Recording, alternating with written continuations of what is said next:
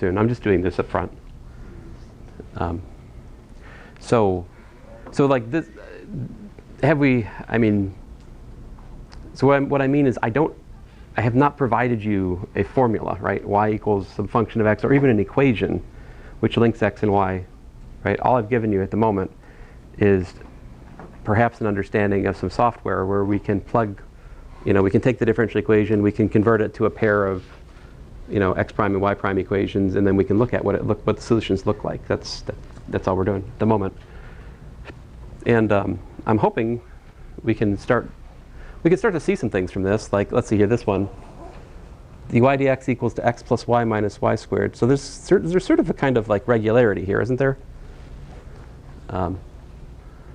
It's interesting the way that looks. It's like the same picture, like just repeated this way, isn't it? Some kind of symmetry there. Here's an example. This one is one of my favorites. This is an absolutely fascinating differential equation. Y cubed plus x squared y minus x divided by x squared y plus x cubed plus y minus x. That gives you two interesting differential equations, both for the x prime and the y prime. And when you plot it, it looks like this. See, all of the solutions outside the circle, I forget what the direction here is, but the solutions all either get like sucked into the unit circle, or I think maybe inside they all get dragged into the center like that. But it's really neat. No, I wouldn't want to grade that. And this is, by the way, one we will not solve in this course. We will not solve this differential equation. This is something I might attempt in the differential equations course, but even there I'm a little bit afraid of it. Like, to solve this differential equations, you have to change to polar coordinates. The form of the differential equation is actually somewhat simple in polar coordinates as it happens. And that's because this differential equation has a rotational symmetry. This one is a little bit nicer. We can understand this here. So there's actually a lot to understand here. So we have dy dx is y minus 1 times y minus 3, all right? So if you're looking for solutions which have dy dx equals to 0, there's two of those, right? So there's two horizontal solutions in this case. The y equals to 3, right? And y equals to 1. You see those are plotted in yellow, see that? So yeah, I clicked on the show nullclines feature in p-plane. So like if you click on the show nullclines feature, it'll plot the equilibrium solutions. So that's kind of neat. But anyway, you can understand this. Like if you think about y minus 3 times y minus 1, that would give you a parabola if you want to think about it as a function of y. So the parabola would go like this, right? Where I'm using y as the x-axis. And that parabola is it's increasing for y above 1 or y below, excuse me. So it would be increasing for y, come on, y, I gotta get some batteries. Y less than 1 or y greater than 3, the solutions should be increasing because y, this expression is positive there, right? And this expression is negative between 1 and 3. And that's exactly what you see. Solutions are increasing if they're above 3, and they're increasing if they're below 1.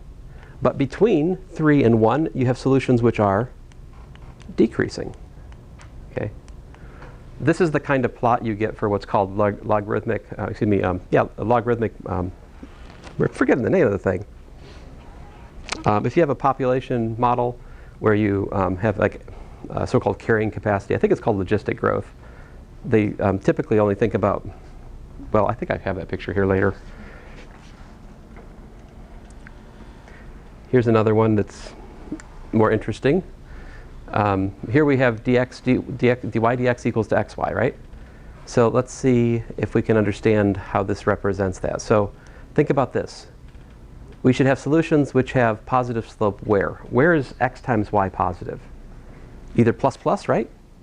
Or minus minus. So we should have increasing solutions in either quadrants 1 or quadrants 3. And we should have decreasing solutions in quadrants 2 and 4 respectively, because there you got plus minus or minus plus in terms of x times y, right? And that's what we see. See, increasing solutions here, increasing solutions over here, decreasing, decreasing, right? Certainly the coordinate axes are special, right? So you have dy dx equals to 0 here. That's a so-called nullcline in the language of p-plane. I usually call it like an equilibrium solution. And right here you also have this line. Any solution which crosses this line has a horizontal tangent as it crosses it, right? So it's technically not a solution. Well, maybe it is. I don't think x equals to 0 is a solution here. No, it's not. It's not. All right. Wow, look at this one.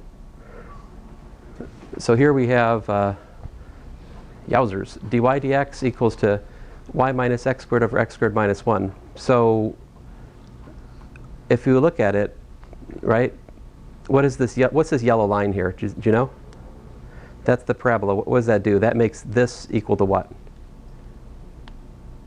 0, right? If we make the numerator 0, the fraction 0.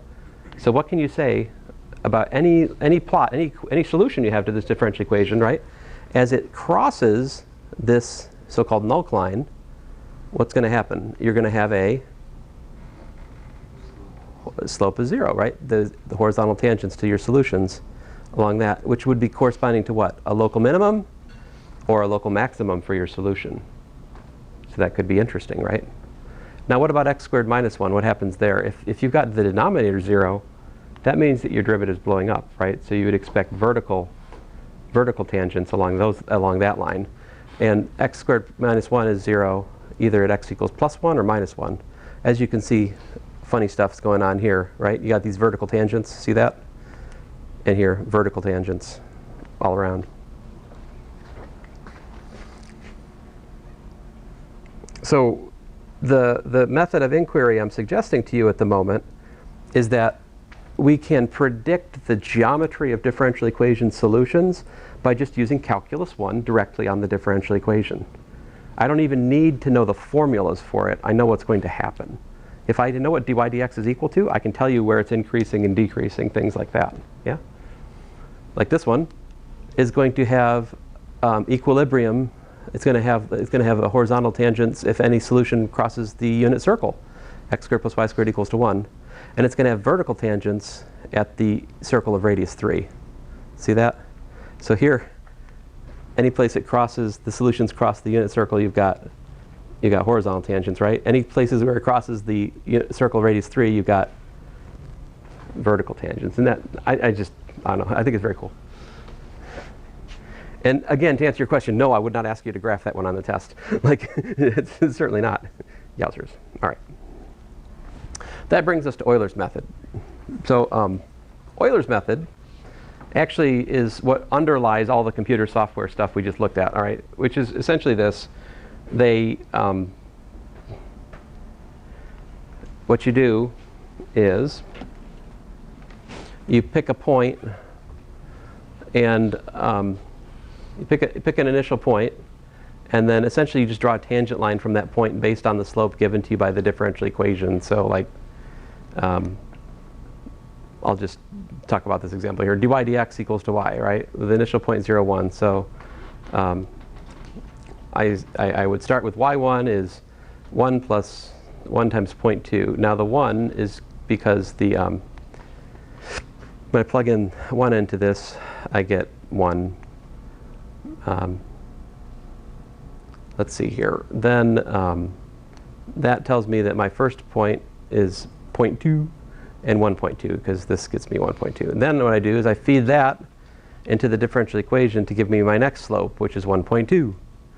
And then I go, okay, so 1.2 plus 1.2 times 0.2. This is the slope, and this is the value, is that. And then I do it again. I take the 1.44 and I plug it in at 0.4, 1.44, and then I just keep looping. And so this gives us an approximation to the solution of dy dx. So like this is just an algorithm to basically trace out the curve like I was just talking about. It's, let's see here. I think I have a link to a, oh, I didn't. Rats. So anyway, I have a couple of example of Euler's method here, and if you guys want to ask me about Euler's method again later, you can. But I think next class I'm going to go on to separation of variables, and so like next class I won't be projecting at all. So I'm sorry I've projected so much today. I don't like to do this too much, but this material really warrants it. So all right, so I got your test for you.